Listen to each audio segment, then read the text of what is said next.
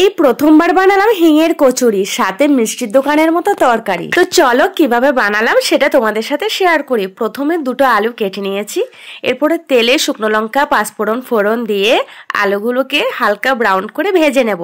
তারপরে আধা কাঁচা লঙ্কা বাটা দিয়ে আরেকটু নাড়াচাড়া করে নুন হলুদ লঙ্কার গুঁড়ো জিরে গুঁড়ো দিয়ে নাড়াচাড়া করে সেদ্ধ করে রাখা মটর দিয়ে আরেকটু নাড়াচাড়া করে জল দিয়ে কিছুক্ষণ ঢেকে রেখে ভাজা মশলার গুঁড়ো আর চিনি দিয়ে নামিয়ে নিলাম। এখন আমি কচুরিগুলো বানিয়ে নেব। প্রথমে ময়দা নুন আর একটু তেল কালো জিরে দিয়ে ময়দাটা মেখে রেখেছিলাম। এক একটা লেচির মধ্যে হিঙের পুর দিয়ে আমি লেচিগুলো বেলে নেব। আর হিঙের পুরটা আমি আগেই রেডি করে রেখেছিলাম, ছাতু নুন সোডা আর হিং দিয়েই বানিয়েছিলাম। সবকটা লুচি কিন্তু আমার বেলা হয়ে গেছে, এখন তেলে ভেজে নিলেই রেডি হিঙের কচুরি।